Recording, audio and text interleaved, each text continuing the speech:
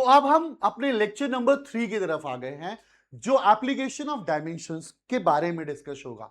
और application of dimensions में पहला टॉपिक चेक द एक्यूरेसी हो रहा है कि हम डायमेंशंस के थ्रू एक्यूरेसी को चेक करेंगे और यहां से अपने स्टेप्स को आगे बढ़ाएंगे। क्वेश्चंस आते हैं यहां पर, एक्यूरेसी चेक करने के क्वेश्चंस भी पूछे जाते हैं। मैं लेक्चर 1 या लेक्चर 2 में यूनिट्स के बारे में इंट्रोडक्शन दे चुका हूं और चैप्टर 2 लेक्चर 2 में मैं आपको डायमेंशन फॉर्मूला बनाना सीख चुका हूं। आपसे बस इतना हम्बल रिक्वेस्ट है कि अगर आप ये वीडियो देख रहे हैं तो प्लीज आप लेक्चर नंबर 2 जरूर देख लें, जिसका लिंक डिस्क्रिप्शन में भी दिए हुए हैं एक एक करके। तो आइए जरा देखते हैं एप्लीकेशन ऑफ डायमेंशन फॉर्मूला में check the correctness. Check the correctness. तो सुनिए, हमें पूछा गया कि क्या ये फॉर्मूला करेक्ट है या नहीं, आपको बताना है with the help of dimension formula. मैंने कहा ठीक है, तो चलिए यहां पर आपको बता दें आपकी नॉलेज के लिए कि ये जो है ये फोर्स है, ये मास है, ये वेलोसिटी है और ये रेडियस है, डिस्टेंस है, जो आपको कहना है। मुझे चेक करना है डायमेंशन फॉर्मूला। मैंने क्या किया, मैंने एलएचएस लिया और मैंने एलएचएस में सबसे पहले फोर्स लिखा। मुझे फोर्स का डायमेंशन पता है।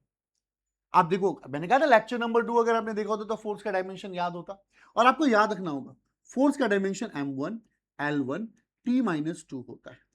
ये फोर्स का डायमेंशन हो गया। अब मैंने क्या हुआ, आरएचएस लिया और आरएचएस में मैंने क्या हुआ, एम वी स्क्वायर अपॉन में आर को आर स्क्वायर ले लिया,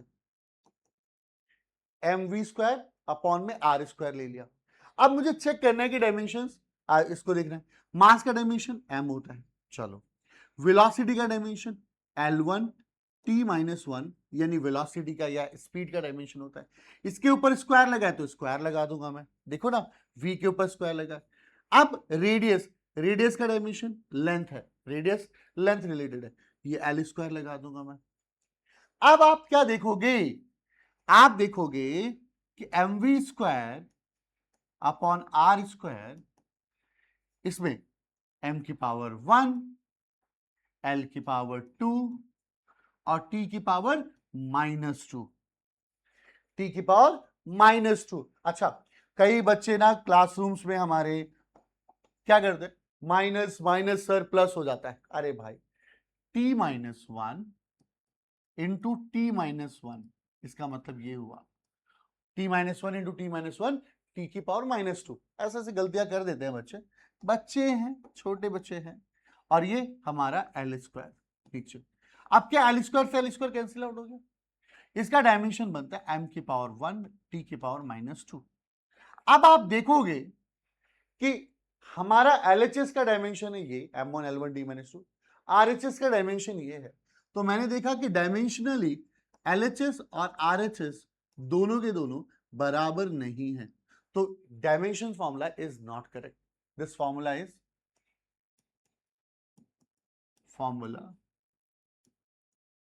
इज नॉट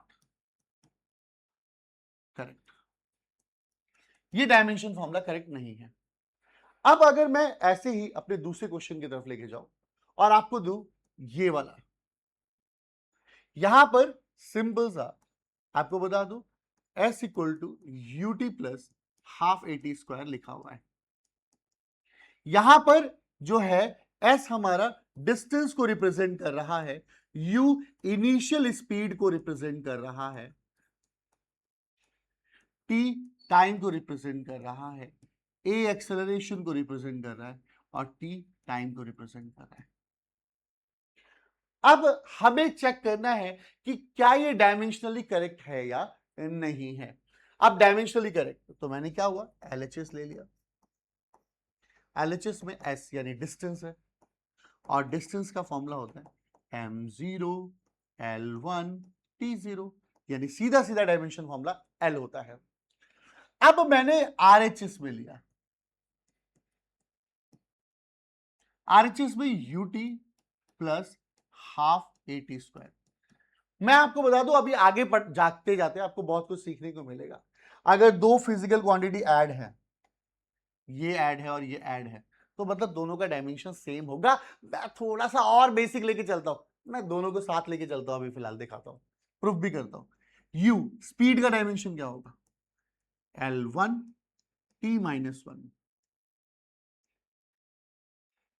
हटाओ इसे अभी, मल्टीप्लाई t का डायमेंशन d होगा। मैंने कहा चलो ठीक है, मैंने ut का डायमेंशन लिख दिया। ये न्यूमेरिकल वैल्यू है, न्यूमेरिकल वैल्यू का कोई डायमेंशन नहीं होता, इसे छोड़ दो, हम तो डायमेंशन ही देख रहे हैं। एक्सेलरेशन का डायमेंशन L1 t माइनस 2 और टी स्क्वायर इसका डायमेंशन। अब आप एक चीज ऑब्जर्व करिए, इसकी पावर 1 है, इसकी पावर माइनस 1 है, कैंसिल। इसकी पावर माइनस 2 है, इसकी पावर प्लस का 2 है, कैंसिल। यानी L की पावर 1 और L की पावर 1। अरे यार लो ना, 2L की पावर 1 लिख लो, क्या ही दिक्कत है, 2L की पावर 1 हो जाएगा। मेरे को कहने का मतलब है डायमेंशन तो L ही आया, न्यूमेरिकल वैल्यू से मेरे को कोई लेना देना नहीं। तो क्या मैं इसका डायमेंशन जो है m0 L1 t0 लिख सकता हूं? तो इसका यानी LHS और LHS जो है वो RHS के बराबर है, hence formula is dimensionally correct. Dimensionally correct है ये फॉर्मूला, कोई दिक्कत कोई परेशानी? होप सो क्लियर हो रहा होगा। अब मैं आगे लेके चलता हूं। अब मैं आपको बता दूं कि यहां पर अगर आप फॉर्मूला देखें, t equal to 2 pi under root r की पावर 3 gm।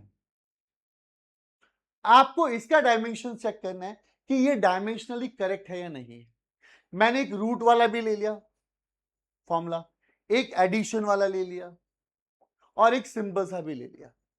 आपको चीजें क्लियरली पता चलेंगी कैसे कैसे चीजों को करेंगे हम लोग। आगे देखो ध्यान से। अब यहां पे स्क्वायर है, मैं आपको बता दूं ये जो है वो कांस्टेंट है और कांस्टेंट का डायमेंशन से कोई लेना देना नहीं। तो आप चाहे देखो LHS ले लेते हैं, मैं सबसे पहले ना इजी करने के लिए आप चाहे तो स्क्वायरिंग बोथ साइड कर दीजिए, थोड़ा इजी हो जाता है, कुछ नहीं होता बस।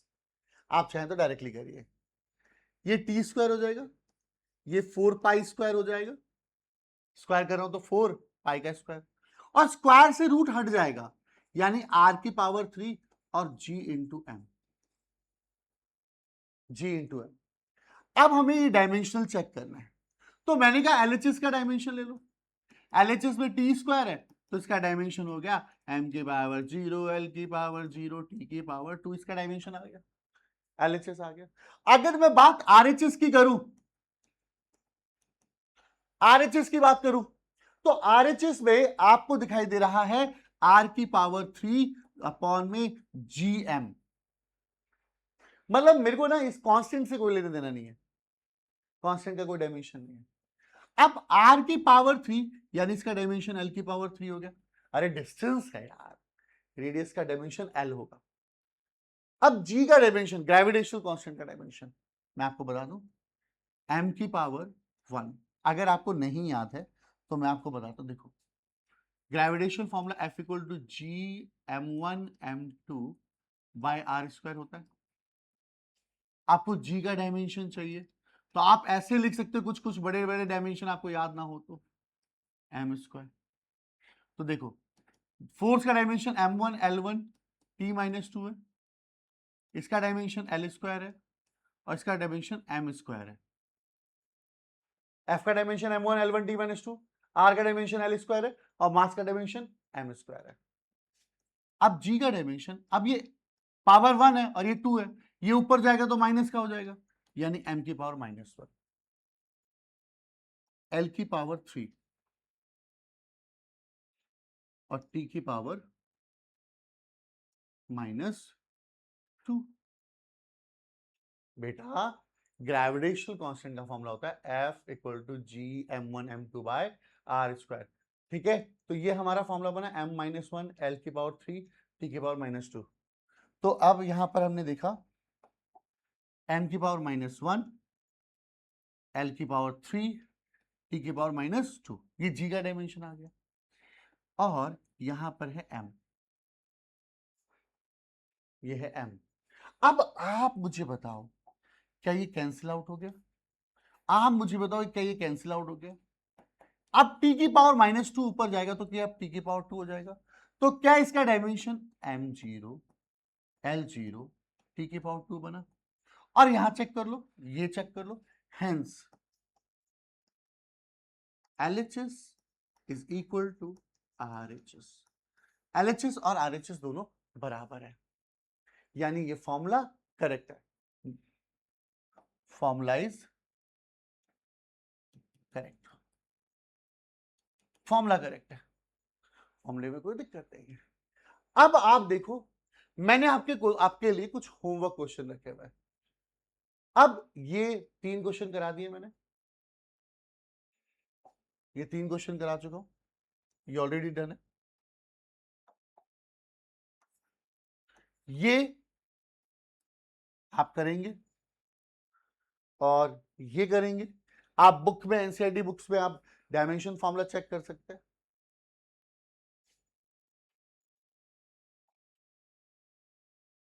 बस इतने क्वेश्चन है। चलो, यानी अब हम क्या करेंगे मेरे बच्चे, ये आपके पास डायमेंशंस आ गए। अब हम डिड्यूस द फॉर्मूला यानी लेक्चर नंबर 4 की तरफ आगे बढ़ेंगे और नेक्स्ट वीडियो में आप देखोगे कि डिड्यूस द फॉर्मूला कैसे सॉल्व होता है।